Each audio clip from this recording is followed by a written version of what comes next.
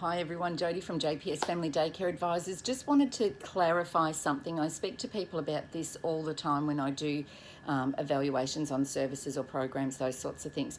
There is nothing in the legislation to say that you have to have a portfolio. That's a services policy, whether or not it's presented like a portfolio.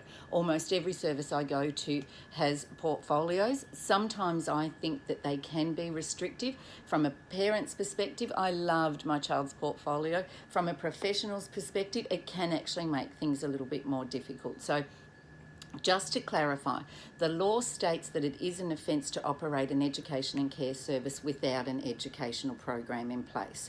The regulations state that that educational program must be based on the child's needs, interests, reflect the 5 learning outcomes, the approved learning framework, and documentation has to show children's learning over a period of time, the children's well-being, children's participation and children's progress, all those sorts of things. So if you can figure out a way that you can meet those requirements under the law and the regulations without putting yourself under additional pressure to present a portfolio at the end, particularly if you're learning or new to this or trying to find your groove as far as education programs go. I know for me, it probably took me a good 3 to 4 years to really find my groove as an educator and how what worked for me as far as documentation and assessing documentation. For me, I always felt more observations, particularly in the beginning or particularly in a phase where I wasn't sure about my program. I would take more observations rather than less and use those in my reflections. So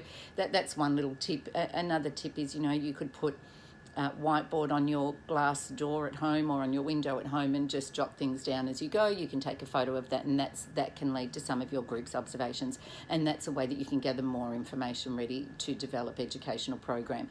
So figure out what works for you. Remember what the law states. Go back and have a look at the law. It's very clear, both in the Act and the regulations, and then look at your practice principles and then look at your 5 learning outcomes. And I promise if you bring all of those together and, without the stress of presentation to families, your program will improve, and then we can implement something down the track that would work for your families. Good luck. See ya.